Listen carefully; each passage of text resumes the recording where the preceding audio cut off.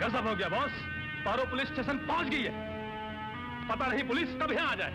O you bastard! इस हरामजादे को अभी अपने दूसरे अड्डे पर ले जाओ।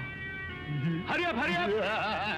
अब तुम्हारा टाइम पूरा हो गया बॉस। काम से हैंड्स अप। अगर किसी ने भी हिलने की कोशिश की तो गोली चला दूंगा। छोड़ दो गोलू को। इंस्पेक्टर, अगर किसी ने गोली चलाई तो मैं भोलू हवालदार को खत्म कर दूंगा। मुझे और मेरे आदमी को यहां से निकल जाने दो। कमल भोलू हवालदार।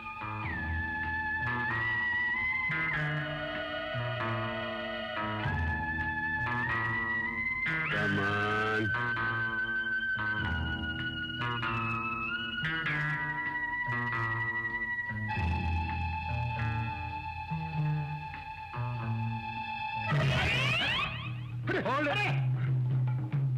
पकड़ लो इन सबको। माँ, मेरे बेटे को पिस्तौल से मारता है, तुझे जिंदा गाड़ दूंगी। चल हट।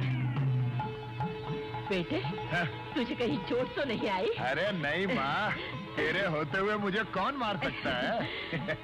जीते रहो बेटे। तूने चप्पल अच्छी मारी।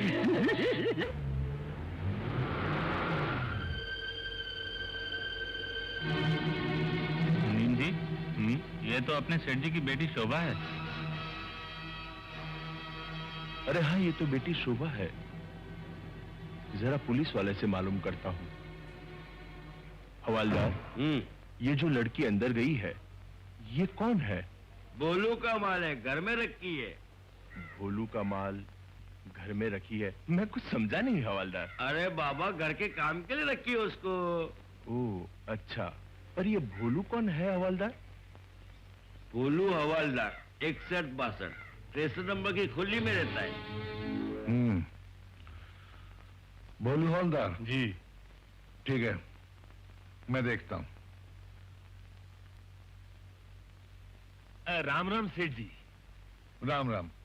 बोलो क्या लेना है? लेना नहीं है, बल्कि देना है। अच्छा। देखिए, चीज कीमती है।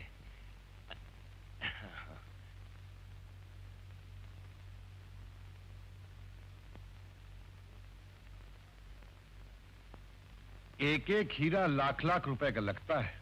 इसीलिए तो लाखों में एक आप जैसे जौहरी के पास लाया हूं। तो तुम्हें रुपए चाहिए? आप तो अंतर्यामी है सेठ जी। पूरा 9 लाख हार है। उस वक्त 9 लाख था, अब न जाने कितने का होगा। ठीक है, तुम यहीं ठहरो, मैं रुपए लेके आता हूँ। हजार के नोट मत लाइएगा।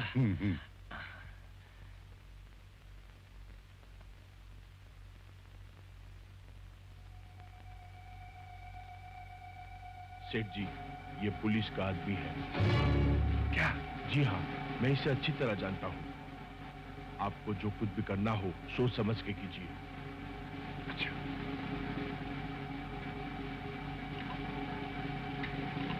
नेकीराम, जब तुम्हें ये मालूम हो गया था कि इस लाइटर में ये हीरे हैं, तो पुलिस के नाते क्या तुम्हारा फर्ज नहीं था कि आगे से पुलिस में रिपोर्ट करते? भूल हो गई माँ बाप, अब के माफ कर दीजिए। अब अगर हीरे मिलेंगे तो बेचूंगा नहीं। बेचने से साहब रोक नहीं रहे, वो ये कह रहे हैं कि पुलिस में रिपोर्ट कर देते। चुप! क्या कम बदमाश है? क्यों? इसने क्या किया? कमिश्नर साहब मेरी बेटी को भगा के ले गए, अपने घर में रखे हुए। ये सच है? नहीं साहब। अरे सेठ जी, आप कौन सी लड़की की बात कर रहे हैं? ओ, वो गूंगी, वो आपकी बेटी है? अरे छोड़िए सेठ जी, आप में और उसमें बहुत बड़ा फर्क है। क्या पता है? आपकी जबान लंबी है और उसकी जबान ही नहीं है। इसका मतलब ये है, इनकी लड़की तेरे घर में है? है? मैं कब बोलता हूँ कि नहीं है साहब? सारा दिन बकरी की तरह माए करती रहती है और सर खाती है। आपको विश्वास नहीं होना साहब, तो एक दिन अपने घर में रखकर देख लीजिए उसको। इसे ही बंद करो। मैंने कुछ नहीं किया साहब। तूने कुछ नहीं किया? हाँ माँ, मैंने कुछ नहीं किया। तो क्या साहब का दिमाग खराब हो गया है जो तुझे बंद करने का हुक्म दिया? इनकी लड़की मरने चली थी तो मरने देता, खुदकुशी करने देता। ये तुम क्या कह रही हो? साहब, गलती आपकी नहीं, इसकी है जो सबको प्यार करता है। यही इसका गुनाह है। निकाल दीजिए इसे नौकरी से। कमिश्नर साहब, इस बुढ़िया की क्या बात सुन रहे हैं आप? फिरा दीजिए इसके हाथों में हथकड़ी। कमिश्नर साहब, हथकड़ी डालिए, लेकिन इनके हाथों में नहीं, इनके हाथों में। बेटी, गूंगी, तू बोलने लगी? मैं कभी ना बोलती भोलू भैया, लेकिन तुम पर गलत इल्जाम लगाने वाले खुद कैसे हैं ये दुनिया को बताना जरूरी था। बेटी शोभा। कौन शोभा? किसकी बेटी? आपने मुझे बेटी नहीं, एक शोपीस बनाकर दुकान में रखा और मेरी शादी है कैसे? कमिश्नर साहब, इन्होंने मुझे एक धनवान बुड्ढे, एक जिंदा लाश से ब्याहना चाहा, तो मैंने भी खुदकुशी का फैसला कर लिया। भगवान खुश रखे भोलू भैया को, इन्होंने मुझे बचा लिया और अपने घर में पनाह दी, जहां मुझे एक भाई का प्यार और माँ की ममता मिली। मैं भोलू भैया का ये एहसान कभी नहीं चुका पाऊंगी। एहसान क्या साहब, ये तो मेरा फर्ज था। मत बेटी, मत। मुझे माफ कर दे बेटी, मुझे माफ कर दे। हीरों की चमक दमक ने मुझे अंधा कर दिया था। तुझे जहां रहना वहीं रह, मगर बेटी एक बार आकर मेरे गले से लग जा। हाँ जा बेटी जा, कुछ भी हो आखिरी तेरे पिता है। जा जा, जा बेटा। शोभा, मेरी बच्ची शोभा। बोलो, मैं तुम्हें गलत समझा। तुमने मेरी बेटी की जान बचाई, इसके बदले तुम मुझसे जो कुछ भी मांगोगे मैं देने के लिए तैयार हूं। क्या बात कर रहे हो सेठ जी? मैं सरकारी नौकर हूँ, रिश्वत नहीं लेता। हाँ।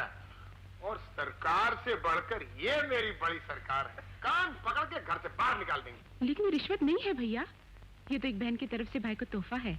माँ कुछ नहीं कहेगी। माँ समझाओ ना भैया को। बेटा कहती है तो मांग ले, लेकिन सोच समझकर ऐसी चीज मांगना जो सबके काम आए।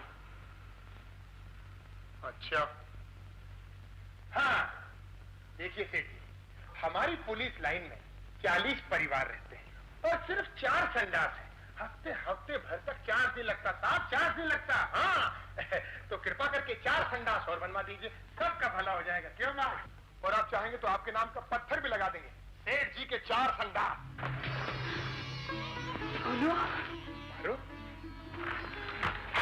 अरे तेरे को चोट लग गई? मेरी बात छोड़ो, कहीं आपको तो चोट नहीं आई? अरे मुझे क्या पता, तू रो क्यों नहीं है? इधर इधर साहब,